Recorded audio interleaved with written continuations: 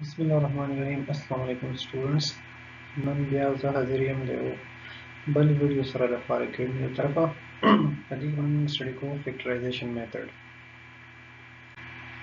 څنګه چې موږ پریویس ویډیو کې ویلو چې کوارډینیټ اکویشن موږ په ډیفرنٹ میتھډ سره سولف کولی شو. فیکټرایزیشن میتھډ سره، کمپلیټینګ سکویر میتھډ سره، کوارډینیټ فارمولا میتھډ سره. نن موږ فرست میتھډ سټډي کوو فیکټرایزیشن میتھډ. نو فیکټرایزیشن میتھډ سره موږ کوارډینیټ اکویشن څنګه سولف کوو، مطلب د ایکس ویلیوز به څنګه فایند اوټ کوو. تاسو ته ما دا ویلي پریویس ویډیو کې چې د کوارډینیټ اکویشن ډیګري 2 وي نو لازمي وي دا دوه انسر راوځي. نو اوس ګورئ فیکټرایزیشن میتھډ دا دی زموږ سره چې دا زما سره یو کوارډینیټ اکویشن given د x square plus 5x plus 4 is equal to 0. کوفیشنټ څه ته وایي؟ د ویریبل سره چې کوم نمبرز لیکل شوي هغه ته موږ کوفیشنټ وایو. دلته د x square سره څه نمبر نه دی لیکل شوی، نو کله چې د ویریبل سره نمبر نه لیکل شوی نو د هغې کوفیشنټ 1 حسابېږي. نو دلته د x square کوفیشنټ 1 شو، د x کوفیشنټ 5 شو، او چې کوم ځای کې ویریبل نه وي نو هغې ته کانسټنټ وایي. نو فرست سټپ به ستاسو دا وي چې د x square کوفیشنټ په راواخلئ، هغه دی 1، څنګه چې ما دلته 1 لیکلی. د یو کانسټنټ راواخلئ، هغه دی 4.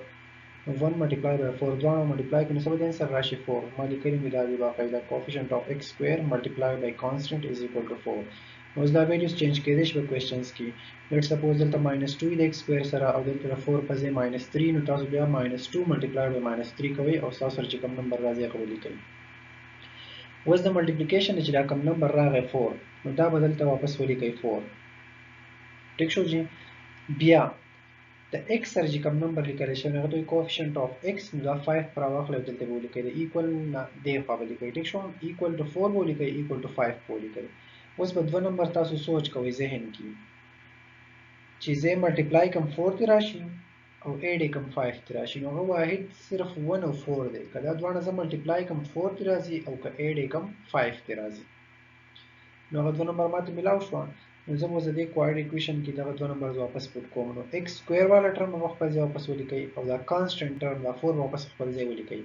دا کوم 5x چې و دا په اصل کې موږ سپلیټ کو په دوه نمبرز کې، یو هم سپلیټ کو په 1 کې او بل هم سپلیټ کو په 4 کې. نو دوه نمبر کې دا هم سپلیټ کو، نو په اصل کې د 5x په ځای موږ دا 1 او 4 لیکو. نو دا ما لیکلی دی x and plus 4x.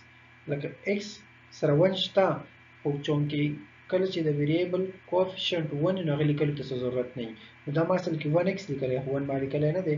نو x شو دا او پلس 4 شو، هغه 1 پلس 4 دا هغه 4 شو، او دا x مو سره دوباره ځکه لیکلی چې د 5 سره دلته x دی، نو چې د 5 سره کوم ویریبل نه به لازمي دلته واپس لیکئ. لکه 5x نو ما ولیکو 1x 4x. که دلته لیټ سپوز دا ایکویشن په y کې و نو دا بیا 5y راتلو، نو بیا به ما دلته لیکو 1y and 4y. نو دغه شانتې به دا موږ لیکو. نو 5x هم سپلیټ کو په 1x او 4x کې، نور ټرمز هم واپس په خپل ځای ولیکل. اوس که تاسو وګورئ نو په دې کې پیرز جوړیږي. x سکویر پلس x په جدا یو پیر جوړ دی، 4x پلس 4 په جدا یو پیر کوي.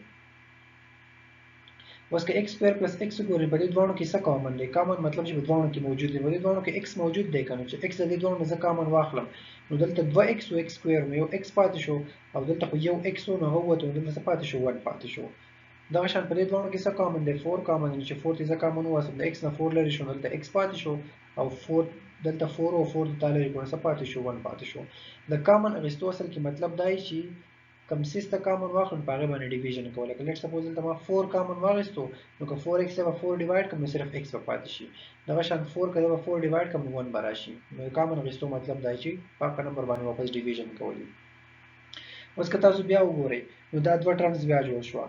ټرمز همیشه په ایډیشن او سبټریکشن سره جدا کیږي. دا x into x plus 1 جدا ټرم دی، 4 into x plus 1 جدا ټرم دی. ما په جدا کلر سره منشن کړی چې تاسو ته پته لګي.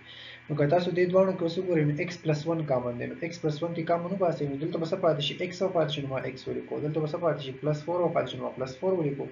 نو x plus 1 into x plus 4 is equal to 0 زما سره راغلی. نو دې مطلب دا دی چې دوه نمبرز ملټیپلای شوي دي برابر دي د 0.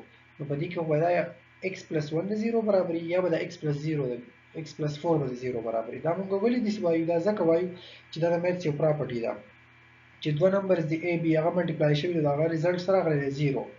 نو دې مطلب دا دی چې یا خو دا a د 0 برابر دی یا دا b د 0 برابر دی. څنګه؟ لیټ سپوز که a ویلیو ته دلته 0 واخلئ، که د b هر څه ویلیو، که 1000 یو، که ماینس 1000 یو، که 10000 یو، که 1 کروڑ نو 0 که د څه سره ملټیپلای شي نو انسر به یې څه راځي؟ 0 به راځي.